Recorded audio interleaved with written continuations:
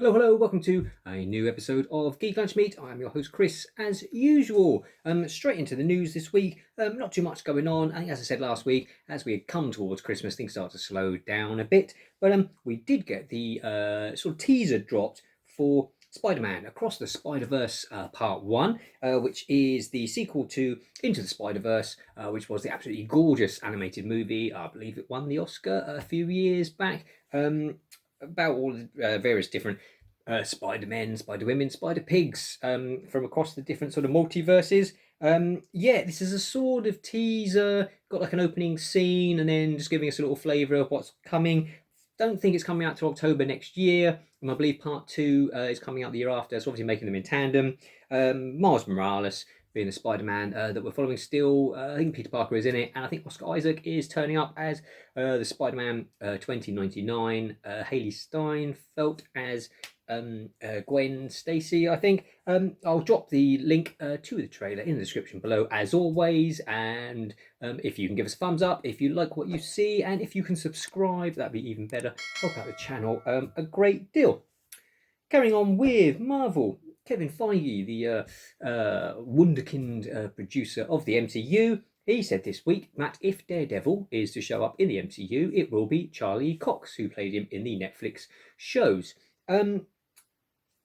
It's been rumoured that he might turn up in Spider-Man No Way Home, which is coming out next week. So yeah, that's the rumours on the interweb. And also we've got the rumours that the Kingpin might turn up in Hawkeye. Will it be the same Kingpin that we get from the Daredevil show? Brilliant if they do. Yeah, I just think he's it may be a coincidence, but yeah, for him to sort of say that now, sort of the week before that we're getting Spider-Man, yeah, I reckon there's a very good chance that he might show up.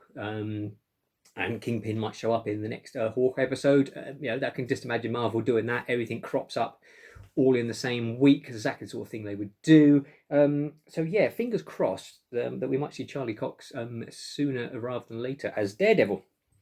Talking about Hawkeye, this week's episode absolutely fantastic. Hawkeye's always been that Avenger that everyone rags on him, that he's the crappiest one, he's the most boring one, he's got no superpowers, he's as good with a bow, and that's about it. They've sort of leaned into that in this series and just shown the human side of being a hero. A lot of this week's episode is taken up with him and Kate Bishop, just sort of having a few drinks and watching Christmas movies. And after a day's heroing, he's got a gaffer tape frozen strawberry daiquiris to himself because of all the aches and pains, and then they're all beaten up. Yeah, and it just shows that vulnerable side to Clint. There's more stuff with his family and things going on. Very funny in places as well. Very touching. So yeah, they're sort of knocking it out of the park with Hawkeye at the moment. Very different sort of show to the weirdness we got, of WandaVision and Loki and the sort of big action stuff from Falcon and Winter Soldier. It's just much more a more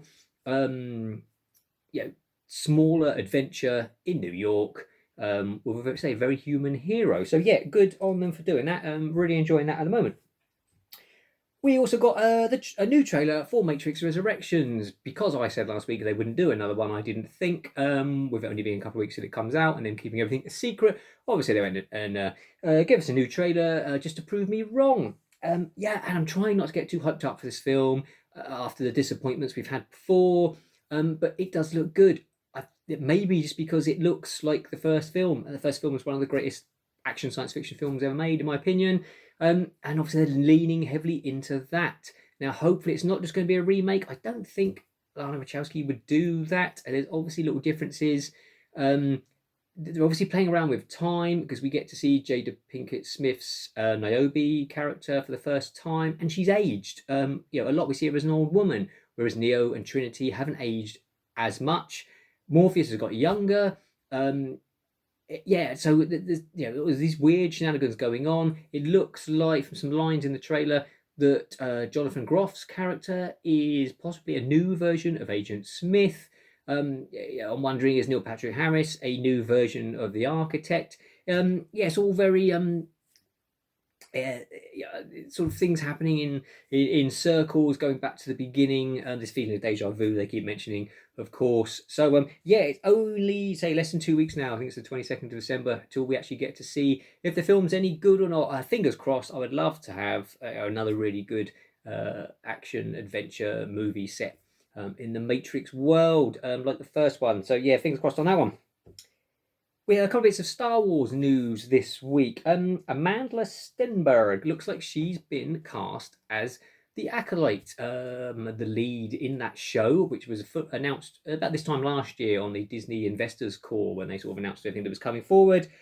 We don't know much about it at the moment. I think it was set before the sort of Phantom Menace, I think, where we get to see a sort of Sith acolyte for once, a story from maybe from a different perspective. That's all we know about it for now. No other details except say Amanda Stenberg seems to be the front runner for the role in that. We also got out of the blue a trailer for Star Wars Eclipse, a new video game that's coming out, and visually absolutely stunning. Looks gorgeous. Says it's an action adventure game, which is what I love, so I'm all about that. This is set during the High Republic period, which is the period Disney is exploring at the moment. This is a couple of hundred years before the Star Wars movies, when the Jedi are at their prime. There's a lot of imagery that ties that into the Phantom Menace and that sort of time period as well. We see the Nemoidians, and there's like probably isn't 3PO, but we get to see like another protocol droid missing all of his casing, looking like 3PO did in the Phantom Menace. So yeah, it says it's only in the early stages of development, so we won't see that released for quite a while. Hopefully it will get released. Star Wars games do have a tendency to look really good and get really good trailers, and then they don't actually see the light of day. But hopefully, fingers crossed on that one, that Star Wars Eclipse comes out and is as good as this initial trailer looks. Sadly, then, Netflix announced Cowboy Bebop is done and dusted after one season, cancelled. That'll be the end. No more Spike Spiegel, Jet Black, and Faye Valentine coming our way, which is a real shame because I really enjoyed the show. It was a good compliment to the anime. Used a lot of the same story beats, did them in a different way, did some things better in terms of a more coherent story. Massive shame. People talk a lot. Yeah, there's a lot of discussion on the internet about Netflix cancel stuff too soon and things like that. I don't think they cancel stuff any more than any other channel has ever done. It's just that in the past we maybe had you had a 24 episode series that would come out over so many months, and then you maybe you wouldn't hear about it, and then maybe in a year's time you'd hear, oh yeah, by the way, yeah, that's cancelled, that's not coming out anymore. These days it's just they just announce it. We live, this social media time we live in, and 24-hour news cycle.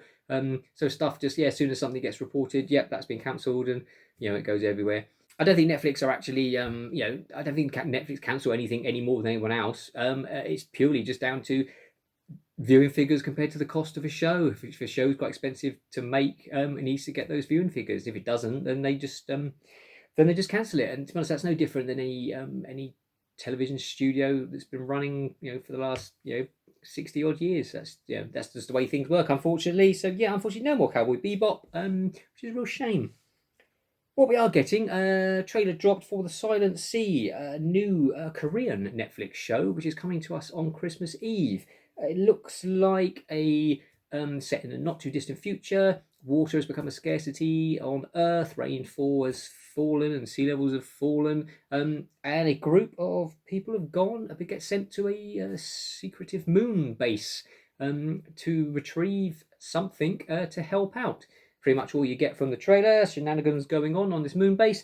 Stars Gong Yu from the ubiquitous Squid Game, and he was in Train to Busan as well, great Korean zombie film, and Bae Doona is in it, who was in the absolutely fantastic Sympathy for Mr. Vengeance, Park Chan-wook's one of his early films. She was also in The Host, the fantastic Korean monster movie, and Kingdom, the brilliant sort of period zombie series that I think there's 2 seasons and a special currently on Netflix, which I think I've said about it before. If you've not seen it, it's absolutely gorgeous. Give that a view. But yeah, Silent Sea will be coming to us on Christmas Eve, something to watch over Christmas. that's about it for this week. I haven't had a chance to have a watch of much, except I say Hawkeye, which is going great guns. Only 2 episodes of that left. Lost in Space, the third and final season. Caught up the first couple of episodes. It's just building up the story. Hopefully, we're going to get a nice big explosive climactic finale to the show.